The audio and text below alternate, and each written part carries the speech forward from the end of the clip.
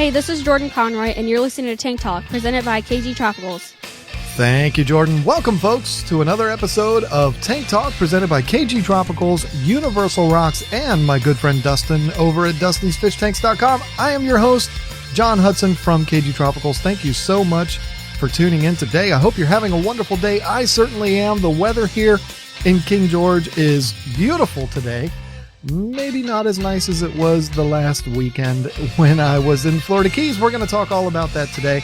But the weather is gorgeous here today. I think spring has finally arrived. Hey, folks, if this is the first time you've listened to this podcast, this is a show all about helping you to progress in the fish keeping hobby.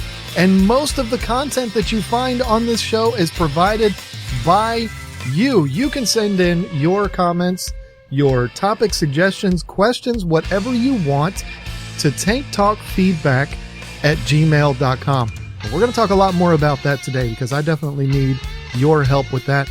But send in your questions, comments, anything to that email address right now, tanktalkfeedback@gmail.com, and you might see your topic covered in a future episode. So in today's episode, oh Lord, we got so much to talk about. I'm not going to sit here and tell you every single minute of our vacation that we had, which I absolutely could because, oh, it was unbelievable. But we're going to kind of go through that real quick. But what I want to focus on today is our trip to the fish farm.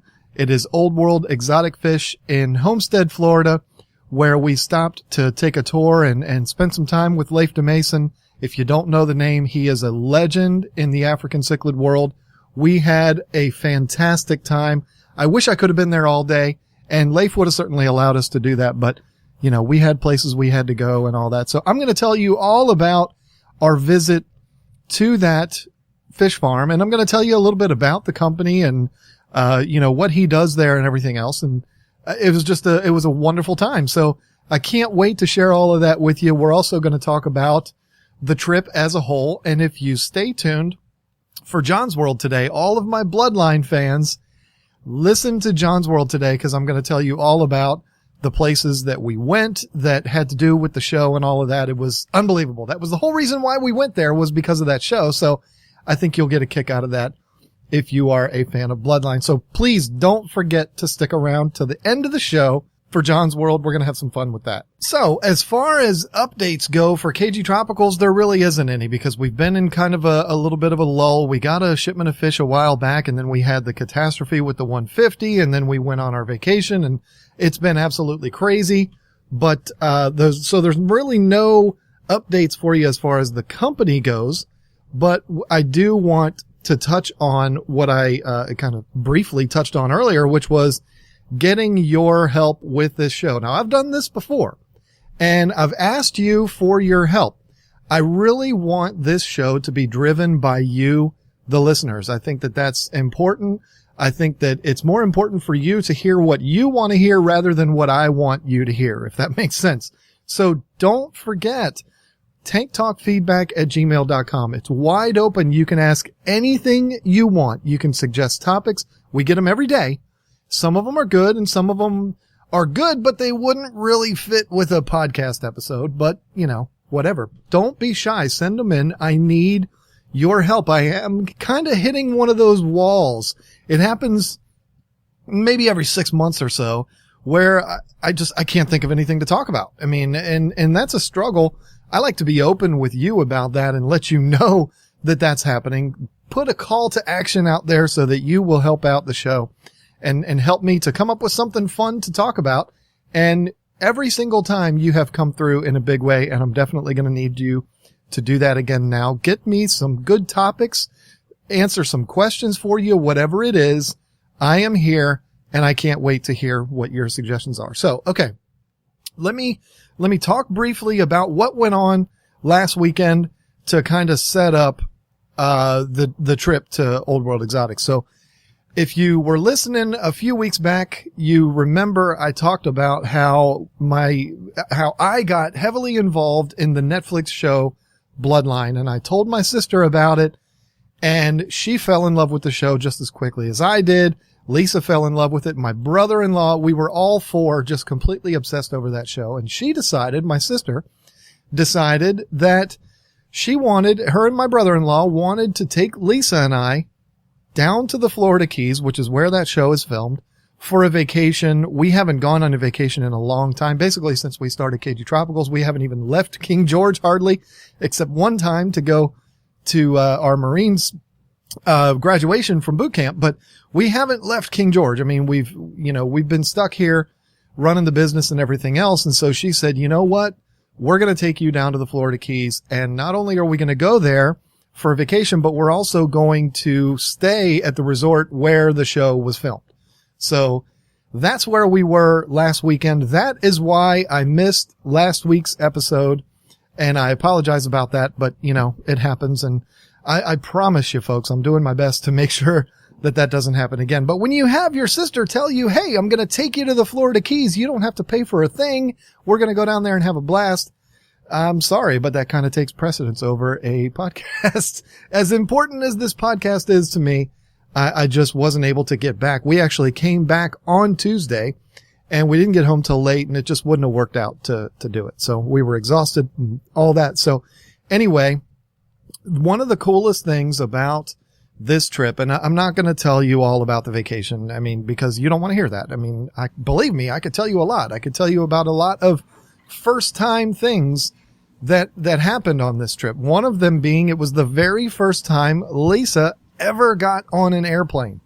And I'm going to be honest with you, she suffers from claustrophobia, and it's pretty intense. I mean, she's had some episodes of claustrophobia since her and I had been together. And so we were very worried going in whether or not it was going to be something that she could do. And she handled it very well. Her first flight went off without a hitch. The ride home, there was a storm, so it was a little bumpy. She got a little nervous, but she did really good. I'm really proud of her for sticking it out. That's a big deal. I'm not going to say how old she is, but if you are a grown adult and you have yet to fly in an airplane, it can be a pretty scary thing. And she did really well with that. We also did a lot of things on the vacation that I never saw Lisa ever doing. We went out on kayaks. We went snorkeling. We did all these things that Lisa can't swim. I mean, I probably shouldn't be telling you that, but she can't. She never learned how. And so to go out on a kayak was something that I never thought she would ever do, but she did. And she only fell in once, but the water was only about 3 feet deep. So, it didn't hurt anything, but I've got to actually tell you about that story because it was fascinating. We got on the kayaks at the resort where we were staying, and we went probably 3 miles, mile and a half out, mile and a half back. We were on these kayaks forever. I got a sunburn that you wouldn't even imagine. And the reason why she fell in was because we saw, first of all, I'm from Virginia, okay? And anywhere where there's water around here, the water is dark mud brown. It's terrible. I don't care if you go to a lake or if you go to a river, if you go to the ocean, which is just a few hours away, it's nasty. I mean, the water is just horrible. You go down to the Florida Keys and if, the water's 8 feet deep and you can see the bottom. I mean, it was something that we're definitely not used to. And when we were on the kayaks, like I said, the water was 3-4 feet deep, and which is why I felt okay with Lisa doing it, not being able to swim. Okay. I wouldn't have taken her out into an area that was 20 feet deep. You got to go way out in the Keys to get to water that's 20 feet deep. But anyway, we saw the most unbelievable stingray, and you could see them clear as day. I don't know what kind of stingray it was. I'm not all that familiar with the saltwater stingrays, but it's the kind that is shaped almost like a sideways diamond, if that makes sense. And he had speckles all over him. He was gorgeous, and he was right under us, and he kind of flew away. And I was following him with my eyes, not in the boat, but I was watching him swim away. And Lisa just leaned over to try to get a look at him and leaned a little bit too far. And next thing you know, I look over and her boat's upside down. And it was not fun getting her back up into the kayak. But, she can't swim. She went into the ocean on a kayak and fell over and handled it like a champ. I'm not going to tell you the words that were said and all of that, but it was pretty crazy. But she handled herself well, and she's actually, even after that, she wants to buy kayaks and go out on the lakes and stuff around here. She's really excited about that. She absolutely loved it. And so did I. I could have done without the sunburn. Maybe I should have just put on some sunscreen. Who knows? But anyway, that's about all I want to tell you about the trip, because I don't want this episode to be all about our trip to the Keys. I've been talking about it for a while, and all I will say is that it was one of the most unbelievable experiences of my entire life. And that's the most I can say about it. I mean, it was unbelievable. The islands down there are very simple. It's not extravagant, but it's a tropical paradise is what that place is. And one of the coolest things that I ever saw was the Keys are so small. The islands are so narrow that when you're driving down the highway, which there's just one highway that goes straight through from Key Largo all the way down to Key West, it's called the Overseas Highway. There are parts of that where you are on land on that highway, and either side of your car that you look out the window, you see water. And I'm not talking about on a bridge. I'm talking you're on the land. There's houses and buildings and businesses everywhere. And behind them on both sides of you, you see water. That was a cool experience. I'd never seen anything like that before, other than, being on a bridge. You look out either side, you see water. But in this case, that's how thin the island is. I don't know how wide it is. I never really inquired about that, but it's not very wide. You could walk. We were on Isle Murata, which is like a very long, skinny key. And you could walk from the Florida Bay side of the island over to the Atlantic side of the island, and it would probably take 2 minutes. I mean, it's just a quick little trip right across the island. It's really small, and that was really neat. But I don't want to talk about this throughout the entire episode because you would just get bored. This is not a podcast about vacationing, so I do want to talk, though, about the trip to the fish farm. I had so much fun there. We spent a couple hours there, and I want to tell you all about that. But, of course, before we get into that, I do want to tell you about KGTropicals. So if this is your first time listening to the show, you've heard me mention a company called KGTropicals.com, and you might be wondering what that is. Well, KGTropicals.com is your one-stop shop for anything and everything fish keeping. You can do everything from visit the forum, where you can chat with other fish keepers. We've got tons of video content, articles, podcast episodes like you're listening to now, and you can even order live African cichlids, which we will ship direct to you at your front door with a live arrival guarantee. You can even order all of your aquarium supplies, from fish foods to filter cartridges to aquariums, you name it. It's all on there. Anything you need for the fish keeping hobby is on KGTropicals.com. So please show your support for the show. Head over there, KGTropicals.com. I promise you'll find what you need. So today we're talking all about our visit to Old World Exotic Fish Incorporated down in Homestead, Florida. This is something that I've wanted to do for a long time, and I never really thought I would have the opportunity to do it. But since we had our trip down to the Florida Keys, it was actually very simple to do it, because we flew into Miami and then we had to drive about 90 miles to the resort on Isla Murata where we were staying, and we passed right by the fish farm. So it made sense for us to swing through there. I emailed the owner of the company a few weeks back and told him we were coming to town, and he said, yeah, come on through. We'll give you the grand tour and show you what we got going on here. And so this was something that I wanted to do for a long time, and I was so excited that we were actually able to make it happen. My sister and brother-in-law went with us, and they enjoyed it too. I mean, they don't have anything to do with the aquarium hobby. They don't have a tank in their house, but they had a great time there too. So that ought to show you what this place really is. Now, what I want to do is just kind of openly talk about it. I have some hot button items jotted down here that I want to make sure that I cover, but I just want to go on a little trip with you and explain to you what this place was like and how much fun we had there. I want to tell you a little bit about the company first. I'm not doing an advertisement for Old World. I don't even need to do an advertisement. It's not like you could go on their website and order fish from them. They sell to retailers. They don't sell direct to the consumer. So there's no need to do a commercial for them. But all of us in this hobby, we love to know where our fish come from. We love to know about their origins and things like that. And so when you get the opportunity to go to a fish farm, it's a lot of fun. And that's why we're talking about this today, not for a commercial, for Old World. So Old World Exotic Fish was started by a man by the name of Leif de Mason. You may have heard about him. He's been on television. He's written books.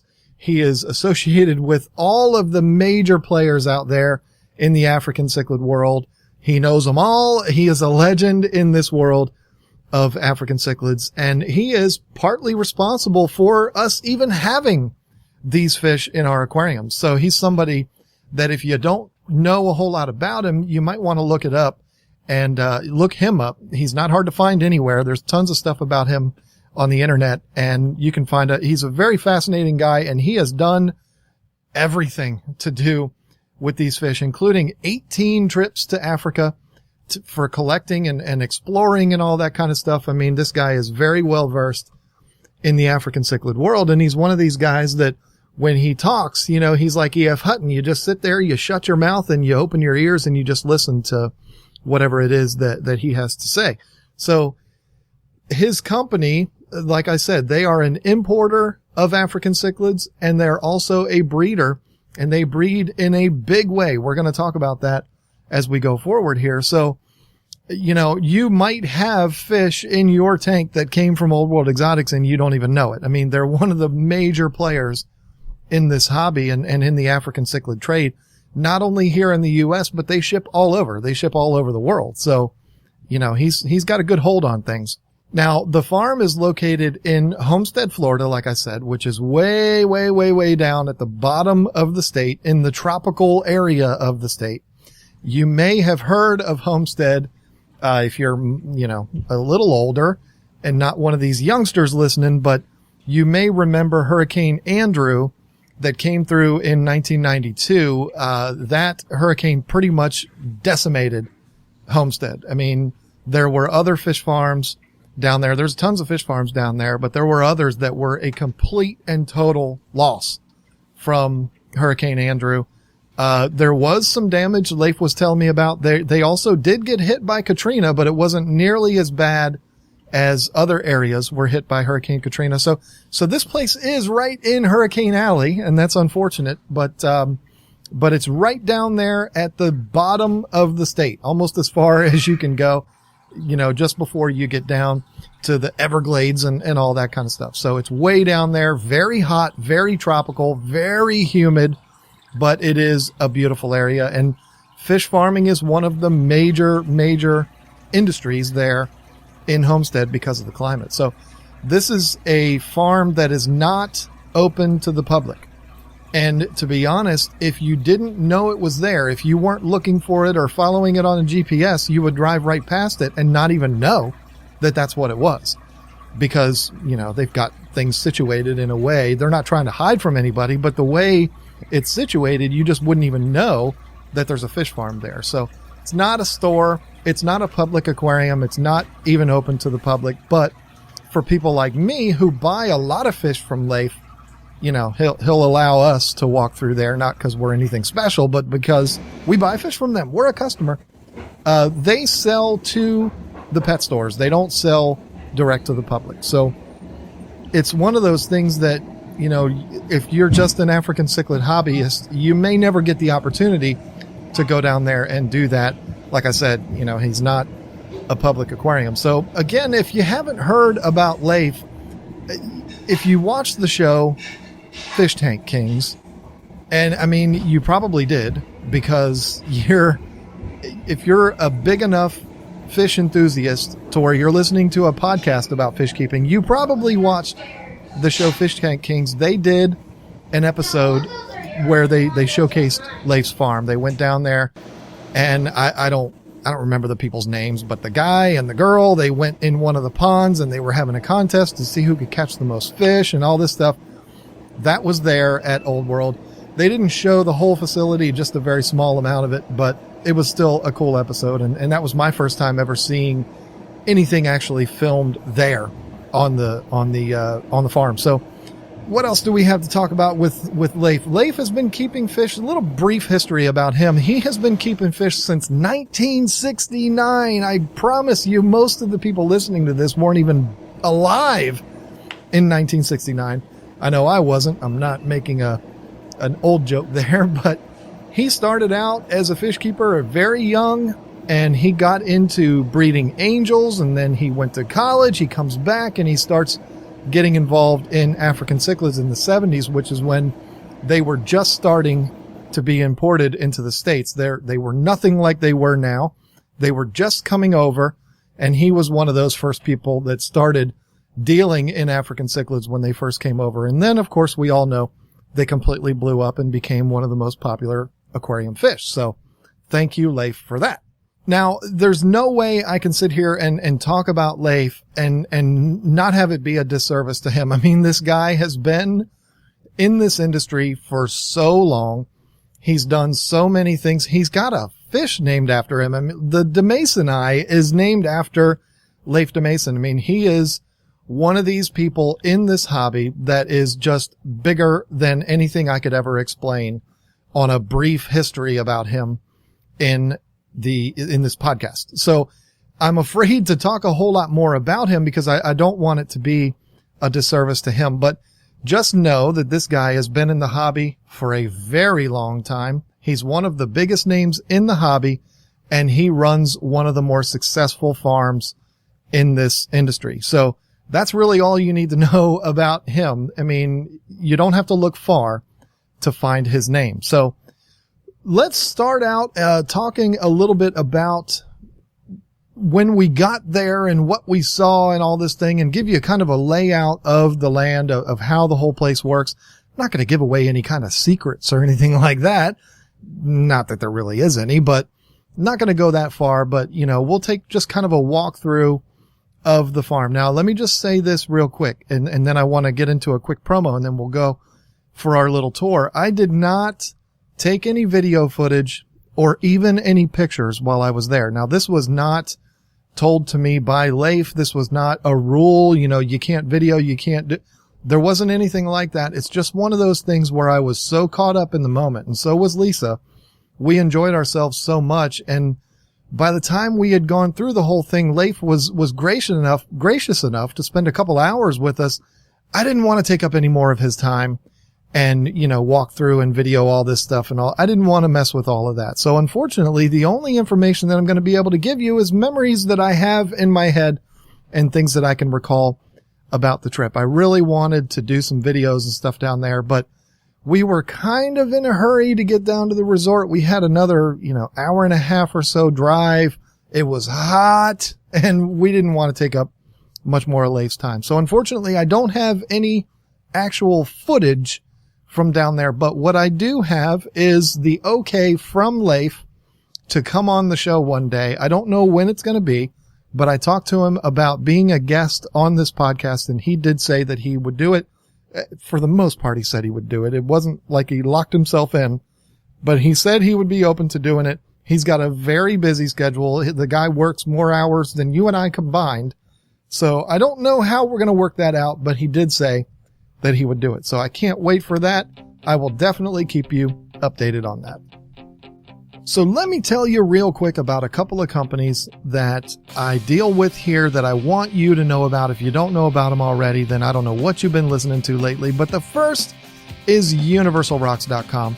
If you haven't been to this site, you don't know what you're missing. If you want that thing that you can put in your aquarium that's going to make it explode, make it pop, make it be the tank that everybody talks about, you're going to find that thing on universalrocks.com. They hand make 3D backgrounds, decorative rocks, all different kinds of things for the interior of your aquarium. They even make things for exterior ponds and stuff like that. It's unbelievable.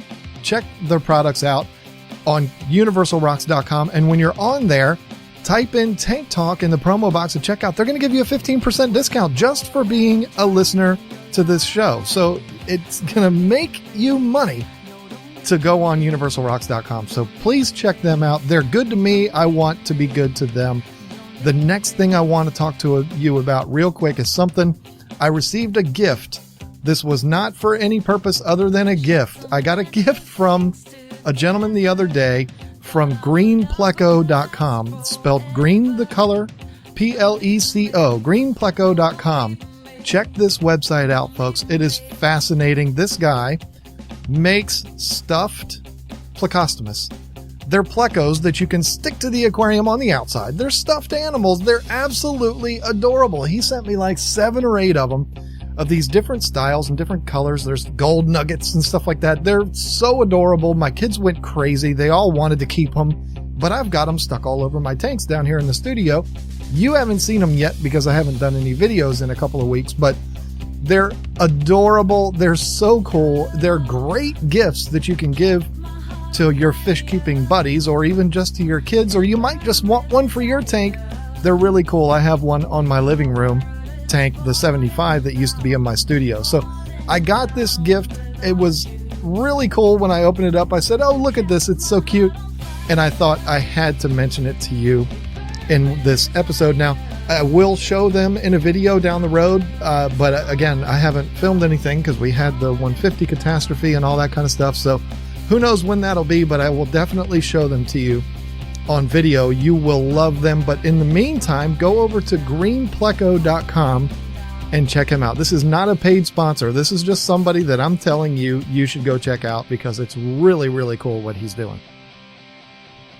Okay, so we're 30 minutes in and I'm finally getting to the real guts of this episode. Sorry for running my mouth as long as I have today, but I'm excited. This is a fun topic for me. I had such a great time at the farm and I wish I could go back. I wish I could spend a few days there. And Leif even said there has been people that have come down there and spent days at the farm. Probably people wanting to learn how the whole thing works, but I could have definitely spent an entire day there. It was a lot of fun, but let's talk about what the place is. First of all, like I said before, it's not open to the public. So it's not set up for presentation to the public, if that makes sense. So what you're not going to find when you walk into this place, it doesn't look like a public aquarium, one of these elaborate, these big, gorgeous, beautiful displays. It's nothing like that at all. This is a working farm where they store imports that they've brought in. They keep them around for a little bit before they sell them because they want to make sure that they're healthy and they're not carrying any disease or anything like that. So it's a holding facility as well as a breeding facility. So I don't mean to be insulting when I say this in any way, but it's not the prettiest thing in the world, but it's not meant to be. So I don't think that that's really an insult. It's a functional, very nicely working, very efficient fish farm. That's what it is. And so when you go in there, it's very raw, if that's probably a good way of describing it. Everything is very raw. There's water everywhere and there is fish everywhere. And that's, of course, what we go there to see. So the property breaks down into a couple of different areas, and we're going to talk about each one, but it's the farm as a whole is 5 acres. Now, when you hear 5 acres, you might be thinking, well, that's not that big. I mean, my house is sitting on 5 acres. But when you think about 5 acres, perfectly flat, wide open, and it's all full of ponds and vaults and all of this, that's a lot of fish tanks. So there's over 600 vaults there. We're going to talk about vaults in a minute, but these are huge tanks for storing fish and also raising fry. There's 85 to I don't know, he didn't give me an exact number, but something like 85 to 90 in-ground ponds. These are huge. I don't know how many gallons they are, but they're massive. They're like 30, 40 feet long, maybe 18 to 20 feet wide, and pretty deep. I mean, they're huge. They're like swimming pools.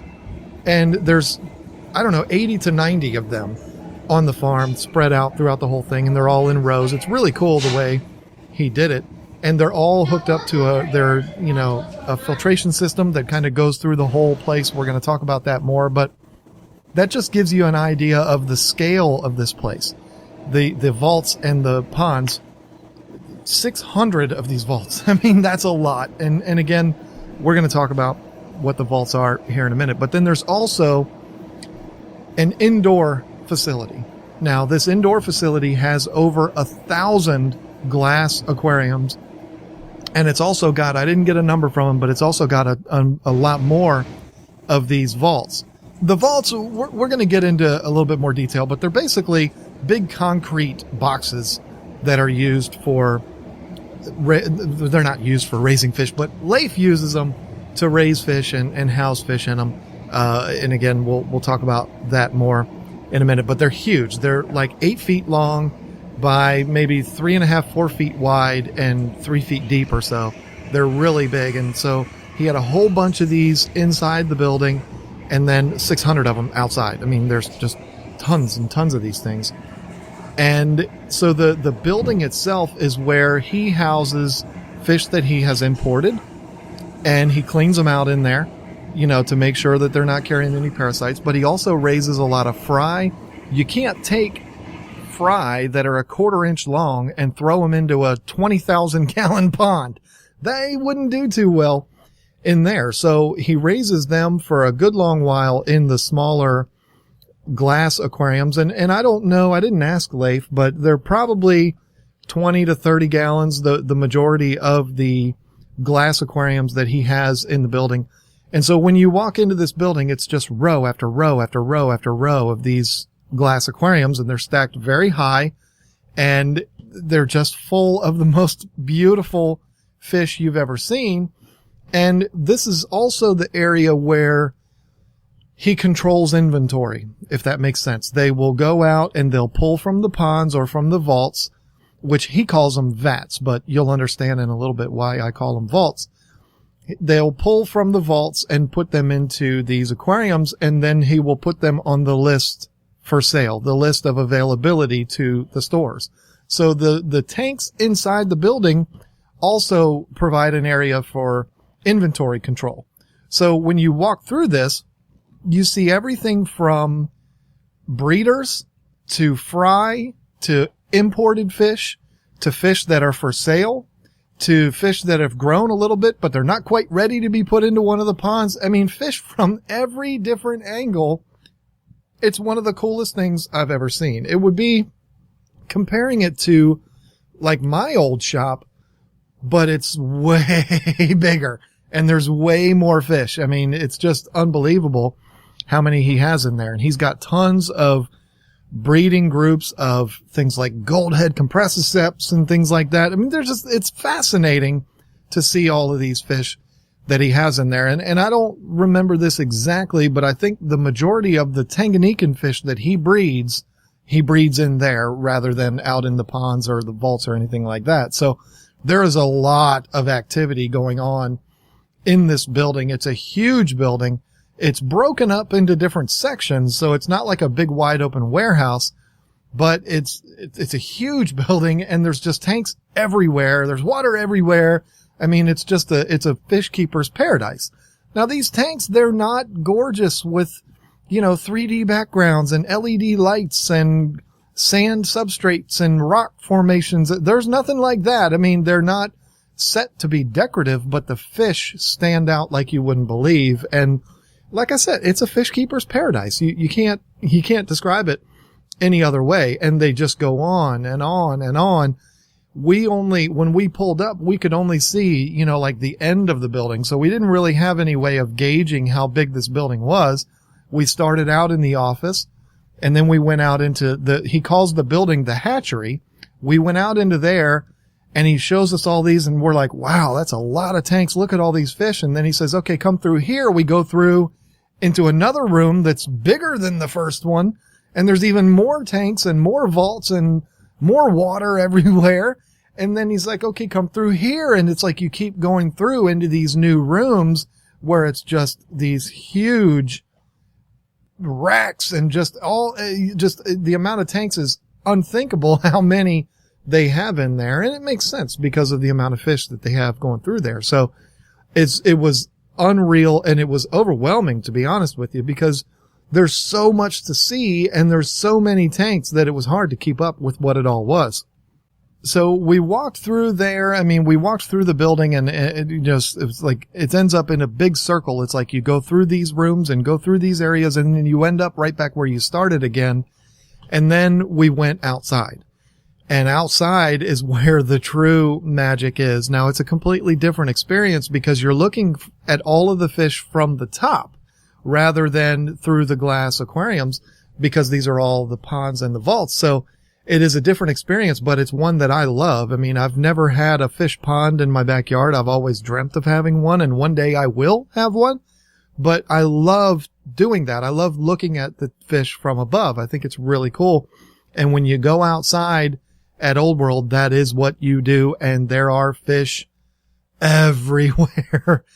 There is, like I said, 600 of these vaults. Now, I've been telling you this whole time I'm going to explain what these vaults are. Okay, here it is. I don't know if it's this way all over the country, but I know in Virginia, and I'm assuming in Florida. I don't know. It might even be a nationwide thing. You're not allowed, when a loved one dies and you have a funeral and you bury them in the cemetery, you don't just put the casket in the ground and bury it. You can't do that because the caskets will eventually deteriorate and cave in, and you'd have these big ruts on top of every single grave. And so what they do is they require you to actually put the casket into a vault. It's a concrete vault built to the size of the casket, and they put the vault down in the ground, and then you don't see this because they put the casket above it and you don't see what's down below, but it's all the way down there at the bottom of the hole. And then they place the casket inside that vault. They put the concrete lid on top of that, and then they bury that.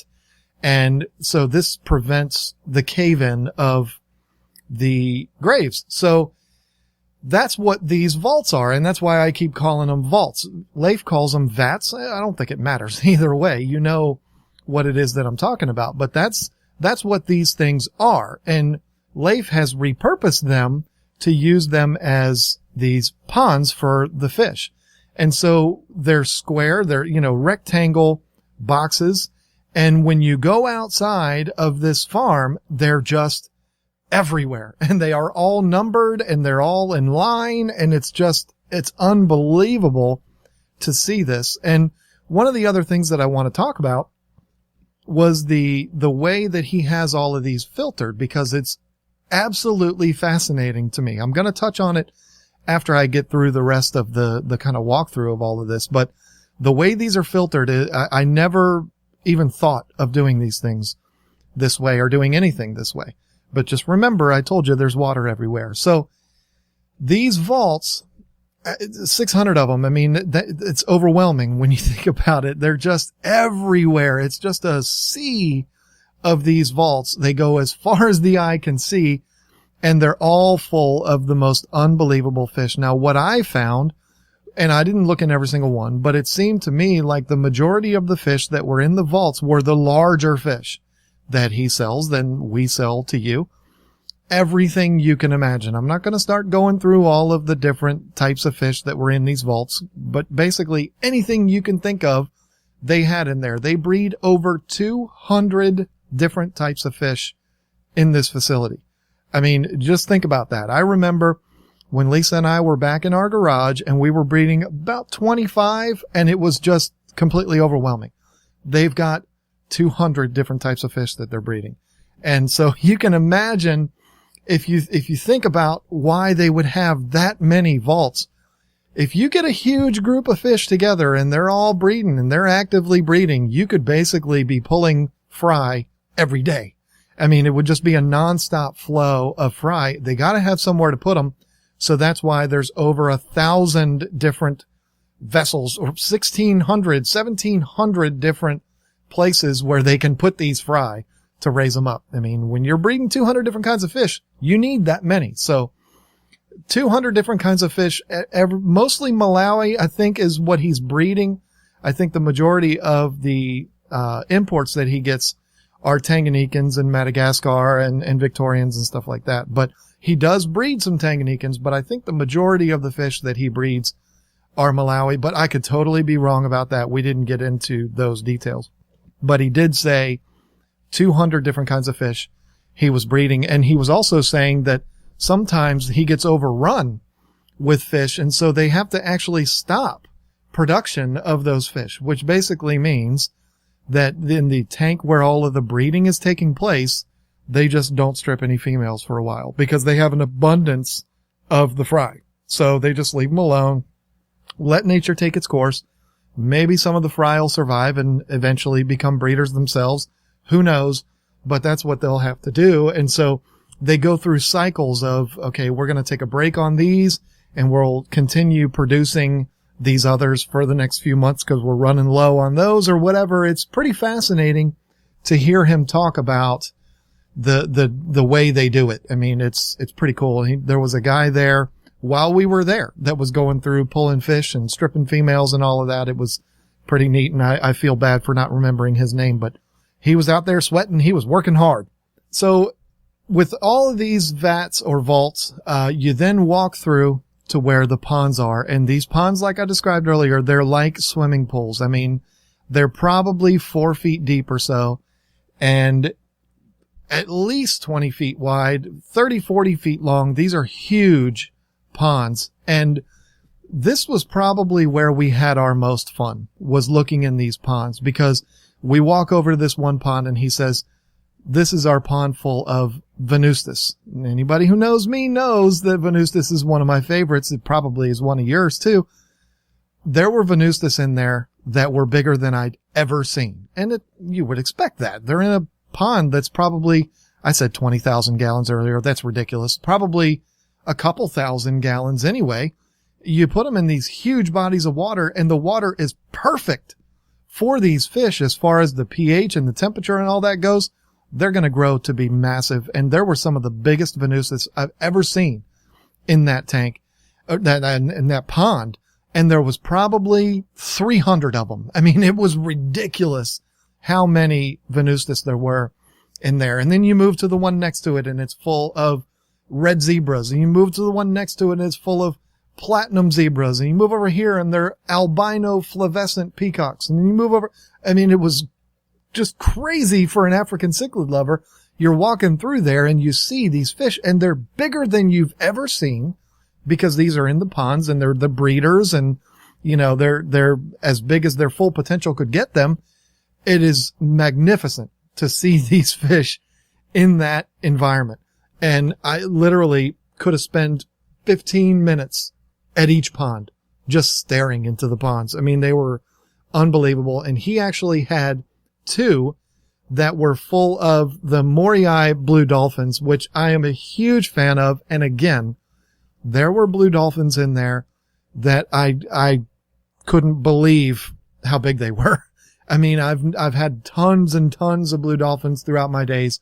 I've never seen them as big. I mean, I'm talking like a foot.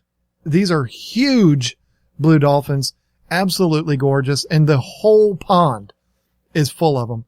And there's the brightest blue and you're looking at them from the top and the water is crystal clear. It was, oh Lord, I literally could have spent the entire day just looking in these ponds, and they're just a row of them all the way from one end of the property all the way down to the other. And it's overwhelming when you look at them. There's so many of these ponds that have these fish in them. And again, I'm not going to mention every single kind of fish that there was because there's just way too many for me to say, but it was totally overwhelming. And one of the fascinating things to me was you go through, and now I guess this is natural. It's his business. This is where he makes his living. Leif didn't even have to think about it. He would look in the tank. This is blah, blah, blah. This is blah, blah, blah. I mean, it was just in his brain. He knew exactly what was in every single pond. I would say to him, do you have flavescent peacocks? And he'd be like, yeah, they're in the pond, the 4th one down on the right. You know, I mean, he knew where everything was. These ponds, the vats are labeled. They have numbers painted on them, but the ponds aren't. I mean, it's not like they put signs up to say what was in each pond, but it was unreal. He had a few of these ponds that were full of nothing but Tanganyikans. And yes, there was a tank full of unbelievable frontosas, huge, gigantic frontosas. And it was at the frontosa pond that Leif said something to me that stuck with me, and it reminded me so much of myself. And that's why I appreciated it as much as I did. We look in this one tank, or one pond. I apologize. I keep saying tank. And there was a whole bunch of some kind of fish. I don't remember what it was. And then there was probably 24 frontosas, and they were giant. I mean, they were as big as I've ever seen. And they were old, and you could see, you could look at them and you could tell they were old timers. They had some wrinkles and they had some spots on them, and you know what a fish looks like when it gets old, and you could just look at them and you could tell the water was so clear. You could tell that they were old fish. They had seen some days. And Leif said, yeah, those frontosas in there are really old. I don't kill fish. I don't believe in it. I don't like doing that. I just, if they get real old, I'll put them somewhere and I'll just let them live the rest of their days in those ponds. I don't have the heart to kill them. And that meant a lot to me. I mean, if you've listened to anything, if you've watched anything that I've done, you know that I am that kind of person too. I don't just dispose of fish. It's not in my nature to do that. And to hear that Leif is one of those people too, that fascinated me. I was really thrilled to hear that. And in fact, there was a fish out of the water. It was a frontosa. It had been dead for a while, and I could tell how disappointed he was. I don't know how the fish got out of the pond. It might have jumped it. I don't know. There's a pretty big ledge. I don't know how it would have gotten over the ledge. It's not a bird because the entire facility is covered up with nets. I don't know how this fish got out of the pond, but you could see the disappointment in his face. You could tell he was very upset that this fish was dead outside of the pond. But let me just tell you this on the topic of dead fish. This is a functioning business that Lisa and I went to. We went to this business on a normal working day. They did not prepare for us. They did not roll out the red carpet for us. It was nothing like that. We intruded on them in a normal working day. And in the thousands of bodies of water that I looked into in that facility, I never saw one dead fish. Not one. Not in one of the ponds. Not in the trenches dug underground. We're going to talk about that in a second. Not in the aquariums. Nowhere except for the one that was outside of the tank in the grass that looked like it had been dead for a while, maybe a day. I mean, that was the only dead fish, but in the water, I never saw one. And that is impressive to me. That tells you of the quality of fish that this guy has. That tells you of the quality of the system that he has in place to house these fish. And it also tells you that the water down there in Florida is perfect for keeping African cichlids. The water table in Florida, in that area of Florida, is so high. It's only like 4 to 5 feet below ground. You hit water. So there's an endless supply of water, and it is pristine. It is absolutely perfect for keeping African cichlids. So they got it made down there. You wonder why the farms are down in Florida. Well, that's why. Not only is the environment perfect, and they don't have to worry about heating a building or anything like that, but also the water is perfect. So I was impressed to see not one dead fish. And like I said, it's not like Leif told one of his guys, go through, make sure there's no dead fish because these VIPs are coming. No, we're not VIPs, and they didn't do any of that. It was just, there's just no dead fish. I mean, they know what they're doing over there, and they have a great system in place. So I want to talk a little bit about the filtration system. This is something that was fascinating to me. I know I keep saying that word, but I was fascinated by the whole trip. The filtration system that they had there is one that I would say is the most natural way I've ever seen for a filtration system. They use the earth to filter the water in this facility. It is unbelievable the way they do it. And I'm going to try to describe it. And I'm pretty sure I understand how the whole system works. So work with me here and you'll hopefully be able to follow along with the way it is. So what they have throughout the entire facility, the interior building, the ponds, the vaults, everything, what they have is they have these trenches that are dug in the ground that run down the rows of the tanks. And the ground there, when you dig through the topsoil and you get to hard earth, it's coral. So they dig these trenches, and I didn't ask Leif, but I think I know just from knowing that area, they didn't have to, do this and then put concrete into these trenches. They just basically dug these trenches, and that is what it is, because there's so much coral and everything underneath the soil there that it's just a natural trench right there. And basically the tanks would drain into these trenches, and the trenches all lead over to these really big collection ponds. And it basically gets absorbed down into the earth, and the earth filters this water. And he had 5 different pumps throughout the facility. We saw one of them. And these pumps are basically like well pumps that pull water straight from the ground, which the water table is only like 5 feet down. You can look down the pipe and see where the water table is, pulls water from the earth and distributes it throughout all of these tanks. That's the filtration system. I mean, you're used to seeing these elaborate recirculating systems where the water goes from the tanks and goes through sponges and down through this thing and up through this tower and trickles down through all of these bioballs and then goes over and then it's redistributed through. No, this is a filtration system that uses the earth to filter the water. I was mesmerized by this. And the coolest thing about it, they have these wooden walkways that they build over top of these trenches so you don't fall down in them, obviously. And you can see through the walkways down into the water. And there's fish down there. There's fish swimming through these trenches. It's the coolest thing ever. They get there a lot of different ways. It could be that one of them jumps out of the tank and then ends up in the trenches. And then he did start talking about tilapia. There was a lot of tilapia down in there, and I'm not clear on how they got in there, but you go down to like one of the large collection ponds, and it's really cool because there's a ton of fish in there in these collection ponds. And these fish that are in the collection ponds basically have the whole facility to roam around because they can swim through the trenches that go under the entire facility. It's so cool. You'll be standing there looking into one of the vaults and you're like, oh, look at those, I don't know, fluorescent peacocks. I don't know why I keep saying those, but look at those. Aren't those so pretty? And you look down below your feet and there's fish swimming underneath you. It's the coolest thing I've ever seen.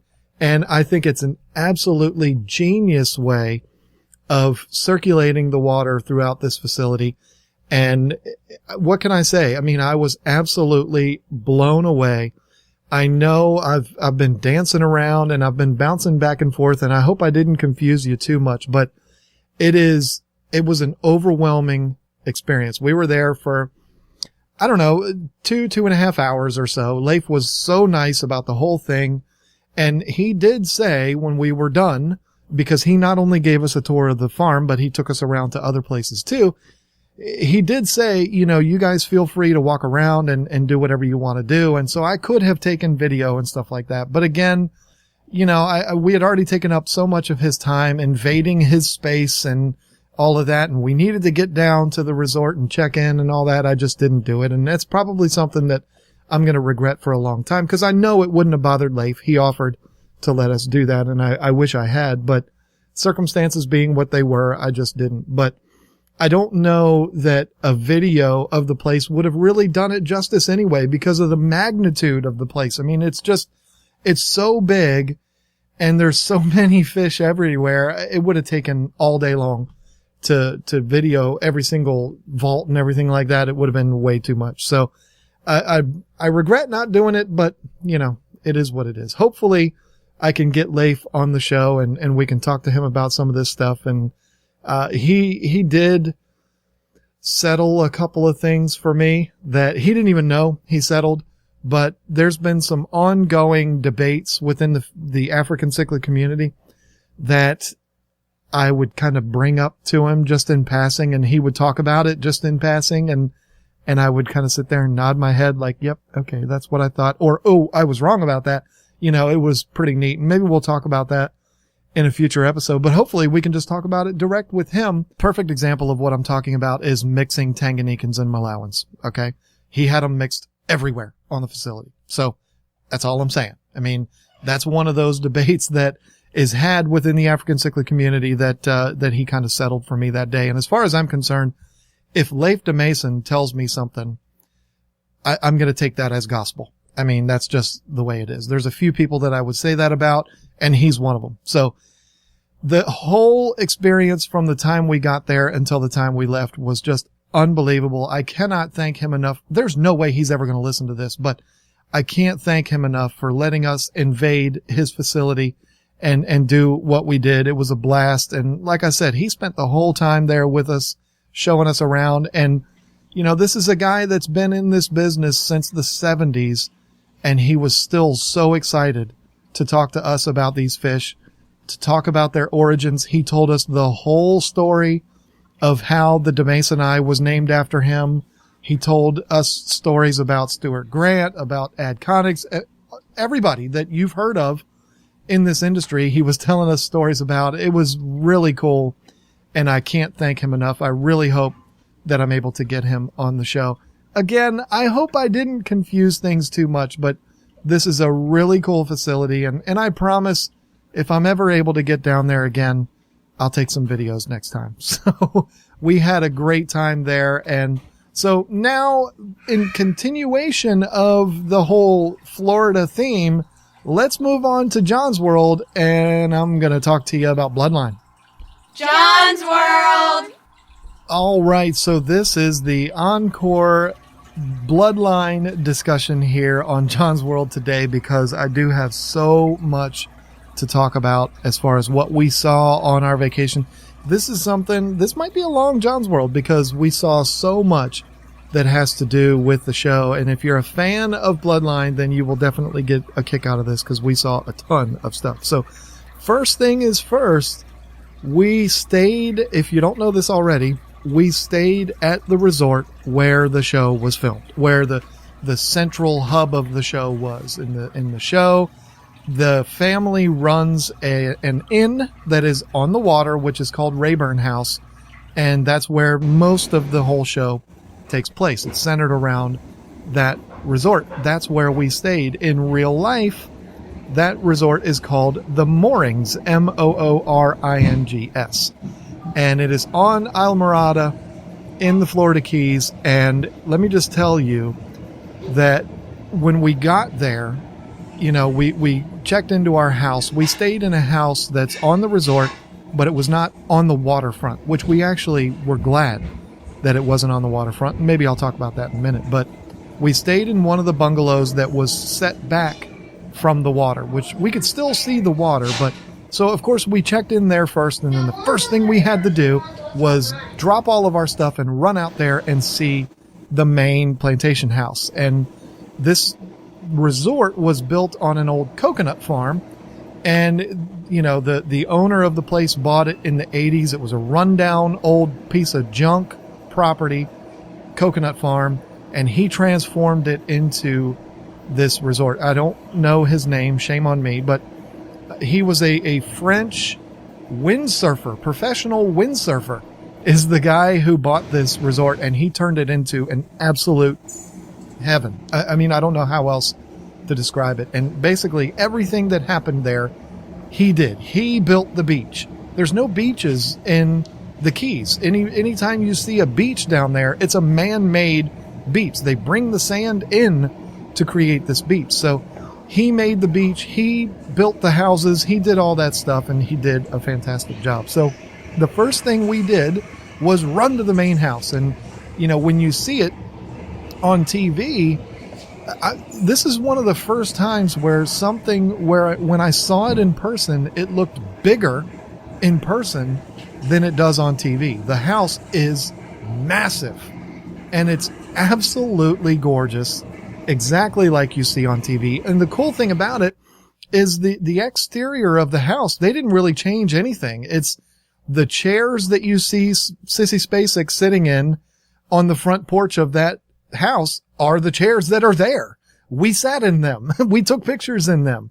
I mean, the tables that you see out there, the the boat that's on the beach, everything, it's all there. It's exactly the way you see it on the TV show. And that was really cool. Now, some of the differences that we saw, first of all, this was a little disappointing, but I mean, it's television production. What are you going to do? We were not able to go into the big house because the big house, the interior of it is being renovated. But we were able to look in the windows. And one of the things that we noticed right off the bat was that the kitchen in this house was not the same as the one on the show. The show, if you've watched it, there's a lot of scenes that take place in the Rayburn house kitchen. And that kitchen is actually on a set that was in Homestead, which is where Old World Exotics is. And so the kitchen that's there is not the same one. And, big deal. It's not like I said, okay, let's leave. It's not the same kitchen, but the kitchen is in the back of the house and it just doesn't look anything alike. But the curved staircase and the big wide open gathering room that you see a lot in the show was right there. And all of its glory, it was beautiful. One thing that it was empty. The production crew that did the show brought in all of their own furniture. So everything that you see on the show, every picture on the wall, every table, every chair, they brought all that stuff in. So I thought that was pretty fascinating. But the shell of the house, everything looks exactly the same. And, we stood out in front of the house and I looked up at the porch and I said, look, that's where Robert Rayburn was standing up there playing his mandolin for the kids and all that. I mean, it's all right there and it's unbelievable. Now, the dock is another place that is exactly like you see it on the television show. And another little tidbit of information, we didn't know this until, we were actually on our way home. We found out this. If you're a fan of Zach Brown, which I'm a huge fan of Zach Brown, he did one of his videos at the moorings. If you've ever seen the Zach Brown video for Jump Right In, there is a scene of Zach with his guitar standing on a dock playing his guitar, and there's a hammock on the dock and everything. That's the dock at the moorings. And then there's a couple of more quick scenes that were filmed there. But that dock is fantastic. I mean, it's exactly like you would expect to see it on the television show. And another thing I regret doing, I was going to have some fun with this. And again, only people that have ever seen the show are going to understand what I'm talking about here. I was going to lay face down at the end of the dock, the beach side of the dock, and hang my arm over the edge and act like I was not passed out drunk and take a picture of myself that way. Now, if you remember from the show, it was in episode 1, Danny woke up naked on that dock. So I wasn't going to do it naked, but I was going to do the picture and then put a black bar over that area. So it made it look like I was naked and laying in the exact spot that Danny woke up from his drunken stupor. But it was one of those things that I just forgot to do and didn't end up doing it. But the main house there is fantastic. It is gorgeous. And to walk up to it, it is exactly like you saw on the television show, which is really cool. They have a couple of boats that are old, run down, broken down. They're just decoration now that are on the beach that you see in the show, and they're there. They were not put there by the production staff. They're there. We sat in them and it was really cool.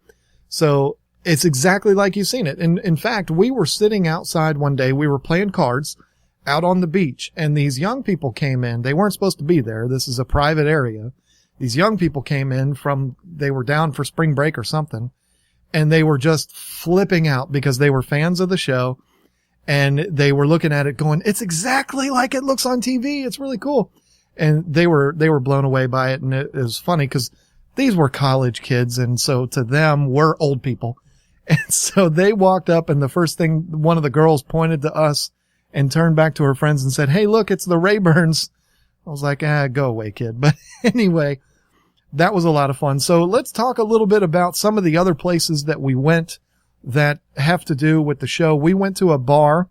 I'm not a drinker. If you don't know that about me, I don't drink any alcohol of any kind.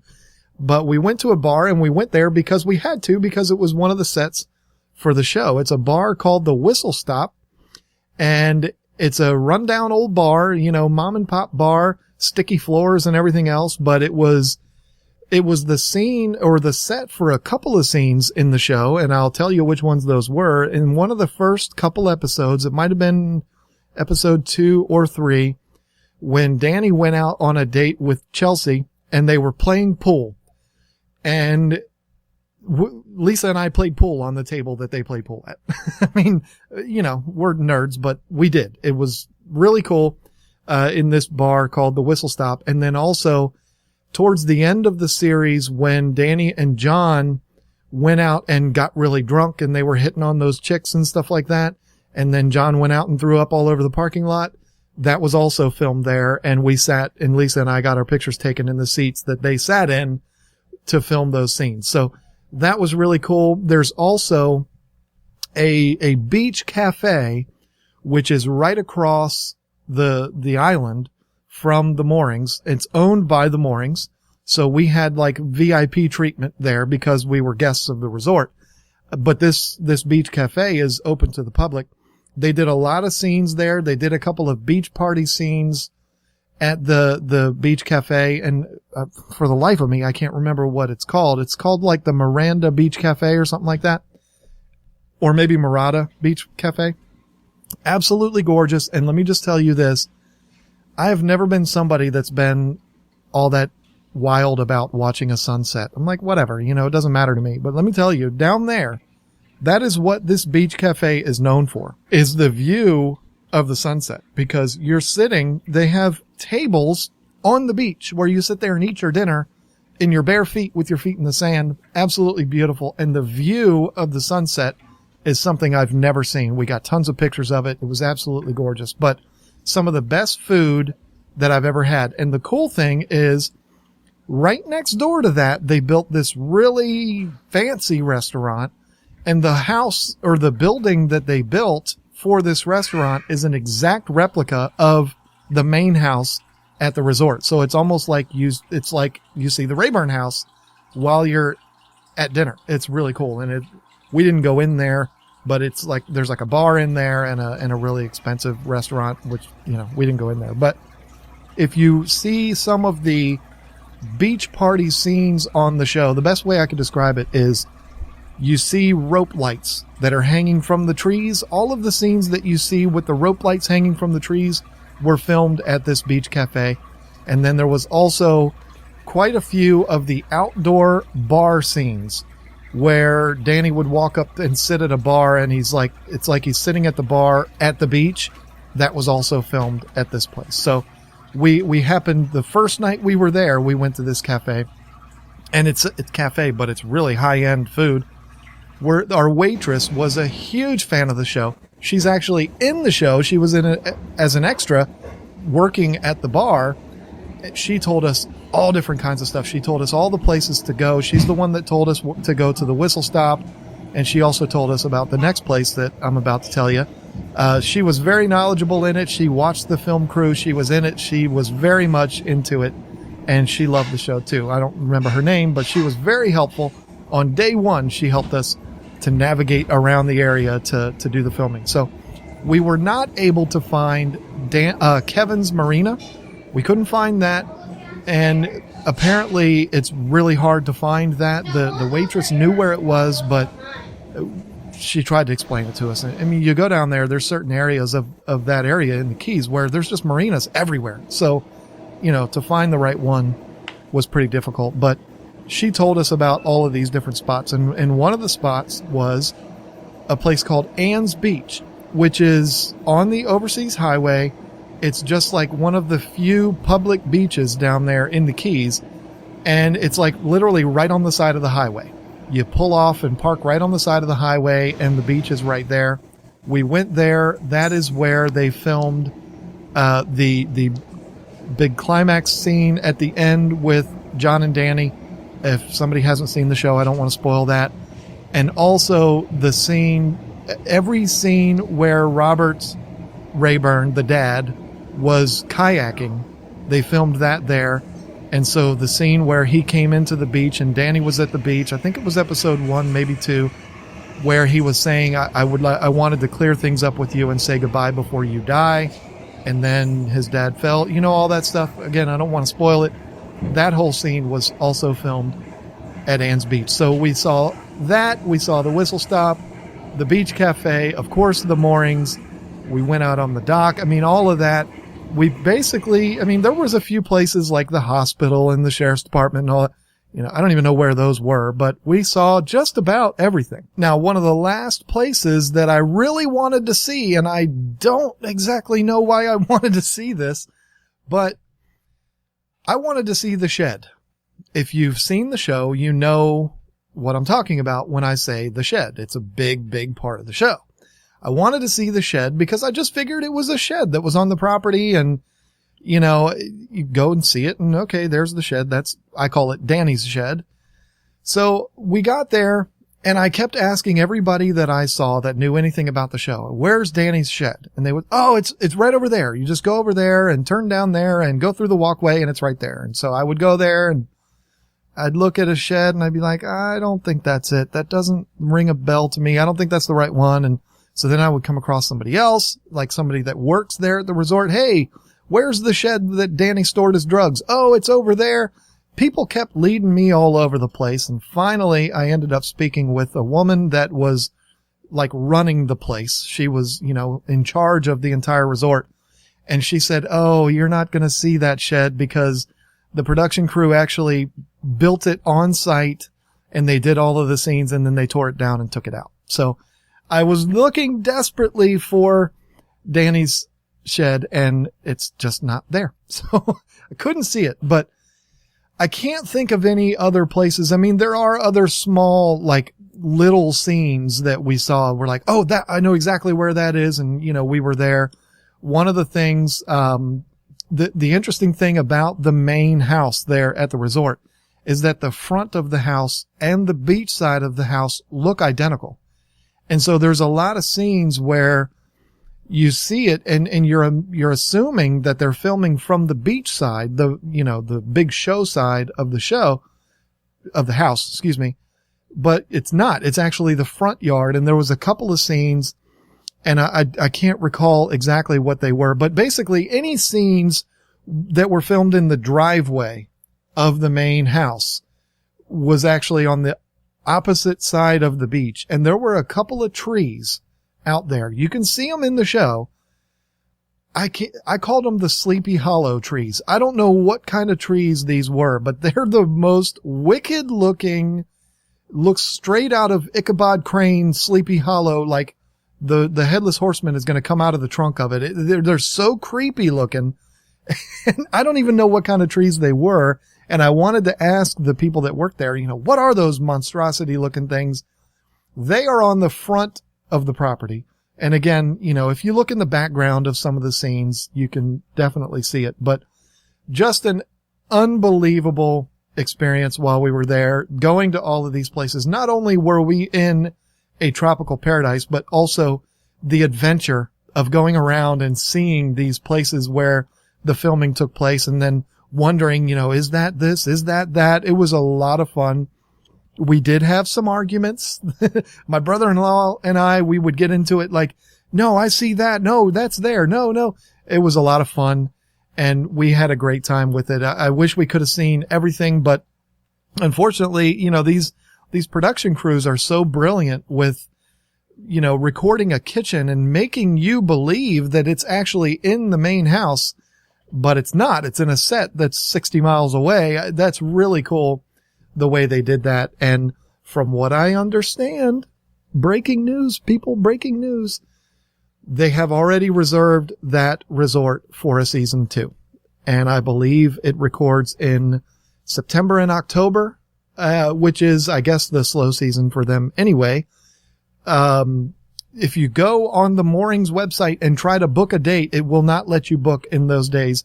And they actually have a building, which we did not go to, but it's on the property. There is a building that is dedicated to the production. So there might be a couple more seasons that are filmed at the Moorings. So that's really exciting. One of my favorite shows to come out in a long time that does not feature a superhero. And I can't speak of that show any more highly than I have. If you have not watched Bloodline, first of all, I haven't spoiled anything here for you, so don't worry. Watch that show. Trust me. Forget about the scenery. Forget about how beautiful it is. It is a fantastic show. And I promise you, if you end up watching it like me and you talk to the right people, you never know. You might go down there and stay at the resort. Lisa made the joke before. She's like, you ought to start talking to your sister about Hawaii and how beautiful that is. Maybe she'll take us there, but we're not going to do that. We wouldn't even let her do that. But I can't speak enough about the trip. I can't speak enough about that resort. It was without any doubt the most beautiful area that I saw in the Keys. And I'm not being biased. I'm being serious. That resort is unlike anything else that we saw in the Keys. It's just magnificent, beautiful. And that's all I'm going to say. That's all I'm going to say about it. If you're a fan of Bloodline, email me. If you want to know more about the things that we saw, John, did you see this? Did you see that? Email me at tanktalkfeedback@gmail.com. We can talk about it. And, if you haven't seen the show, if you want me to convince you to watch it, tanktalkfeedback@gmail.com. I'll make you become a fan. Trust me. So, all right. This is ridiculous. I think this is going to turn out to be the longest episode that I've done. But can you tell I'm excited? Hopefully I've been able to get you through your traffic or whatever it is that you're sitting in. And hopefully it's been entertaining for you. I know I just kind of run my mouth and, I go on these little tangents. But can you tell I had a great time when I went to the Keys? And when I went to Homestead, we had a blast. Thank you so much for sitting through all of this. Thank you so much for listening to the show. Don't forget KGTropicals.com, UniversalRocks.com, and DustinsFishTanks.com. Enter Tank Talk at checkout. Get a nice big discount off your order. And like I told you before, check out GreenPleco.com. Really cute, adorable stuffed plecos that have little suction cups on them. You can stick them on your aquarium. They're adorable. Your kids will love them, and you might even love them. So thank you so much for listening, and I look forward to talking to you next week.